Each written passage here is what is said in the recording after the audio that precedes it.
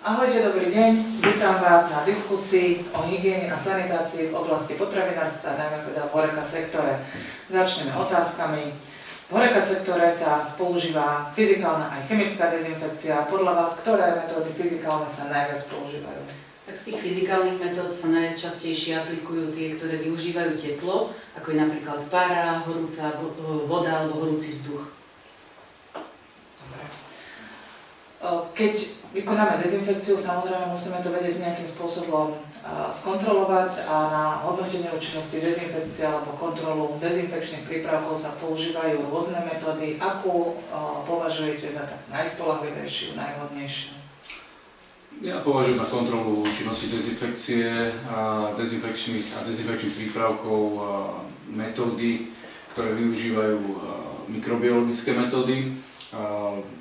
Samozrejme využitie sterov alebo otlačkov a tieto metódy využívame najčastejšie buď kvalitatívne, keď chceme vedieť, o aké mikroorganizmy ide, alebo kvantitatívne, keď chceme vedieť, koľko ich tam je.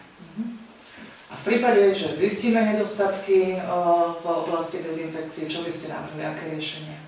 Tak v prvom rade je treba zistiť, že čo bolo príčinou tej nedostatočnej dezinfekcie, zistiť, že aké boli používané koncentrácie tých prípravkov, poprípade aký bol použitý čas pôsobenia, teplota aplikácie. A určite tiež treba zabezpečiť používanie vhodných účinných látok, ktoré sú vhodné pre dané mikroorganizmy. A vieme, že aj tie mikroorganizmy po určitom čase môžu získať nejakú rezistenciu voči prípravkom, tak aby sme tomuto zabránili, tak musíme striedať tie prípravky alebo používať kombinované tzv. Viaczložkové. Čo myslíte, aké sú ich výhody? Kombinované prípravky dokážu zabezpečiť čistenie a dezinfekciu v jednom kroku, čo je vlastne taká hlavná výhoda a zároveň je tam aj výhoda toho kratšieho času sanitácie. Používajú sa tiež nižšie koncentrácie týchto prípravkov a je to vlastne také bezpečnejšie voči personálu.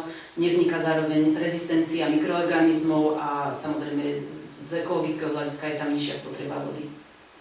Z môjho pohľadu to ekologické hľadisko je trošku širšie, pretože v tomto prípade je možné používať aj rastlinné silice, ktoré sú veľmi ekologické a nie je potrebné používať iba surovú chémiu, ale dajú sa použiť aj organické látky, ktoré majú antibakteriálne účinky. A akým najčastejším nedostatkom podľa vás dochádza v oblasti sanitácie v HoReCa sektore? Tak najvážnejším nedostatkom je vlastne nedodržiavanie času potrebného na účinné čistenie a tú sanitáciu. Z môjho pohľadu možno aj pracovná disciplína a nedostatočná osobná hygiena. Takže ľudský faktor. A súčasťou sanitácie je aj ochrana pred škodcami, čiže ochrana pred hlodavcami, ochrana pred hmyzom. Medzi najúčinnejšie opatrenia patria preventívne zásahy. Čo medzi tieto preventívne zásahy patrí? Tak najlepšími preventívnymi opatreniami je vlastne odstraňovanie zdrojov potravy, likvidácia odpadu, ktorý vzniká v takýchto prevádzkach. A taktiež samozrejme pravidelné upratovanie, samotná sanitácia, poprípade aplikácia nejakých bariér, napríklad na ochranu okien pred škodcami vo forme sieťok. A aké spôsoby samotnej likvidácie alebo ničenia hlodavcov by ste v potravinárstve a HoReCa sektore použili? Tak asi najčastejšie kladenie pasci a používanie jedu proti hlodavcom, ale tie radikálnejšie alebo plošnejšie riešenia môžu byť aj plynovanie, odchyť alebo ultrazvukové plášenie. A proti hmyzu by ste aké metódy použili teda na ochranu proti hmyzu v tých prevádzkach? Využívajú sa hlavne tie mechanické metódy, napríklad nejaké UV zariadenia, lepové pasce, feromónové pasce. Z chemických metód sú to rôzne aplikačné formy, ako sú poprašky, postreky, plynovanie, poprípade zahmlievanie. A prejdeme na problematiku manažmentu odpadu alebo nakladanie s odpadom. Aký dopad podľa vás má nadmerný potravinový odpad na bezpečnosť potravín? Ten nadmerný odpad v potravinárstve sa prejavuje z hľadiska bezpečnosti potravín a samozrejme má ešte aj dopad na životné prostredie. Aj ten bezpečnostný aspekt je tam hlavne v tom, že ten potravinový odpad má veľké množstvo organickej hmoty a táto môže vytvárať priestor pre rast nových mikroorganizmov alebo vrátane patogénov. A akým spôsobom môžeme redukovať potravinový odpad a tým pádom aj znižovať plytvanie potravinami?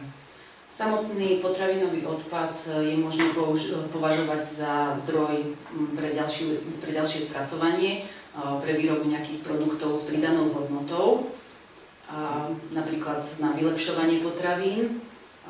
No, ono už to nie je iba odpad. V cirkulárnej ekonomii už to nie je odpad, môže sa veľmi ľahko stať surovina tým, že sa fortifikuje, takže sa do neho dajú nejaké ďalšie prídavné veci, alebo sa napríklad spracuje hmyzom do formy krmiva. Čiže máme ďalšie využitie. No a posledná otázka sa týka auditov, čo je tiež neodmysliteľná súčasť potravinárstva. Aké ciele sú, alebo aké sú ciele auditov v oblasti bezpečnosti potravín? Samotné audity sa používajú na zhromažďovanie informácií, ktoré sa týkajú postupov vo výrobe a tiež spracovania potravín, ktoré sa vlastne v jednotlivých prevádzkach využívajú. A pri audite sa identifikujú oblasti, ktoré je potrebné zlepšiť, ktoré je potrebné vlastne vylepšiť. Kde sú nedostatky. Tak ja vám ďakujem obidvom za vyčerpávajúce odpovede a prajem pekný deň. Ďakujem.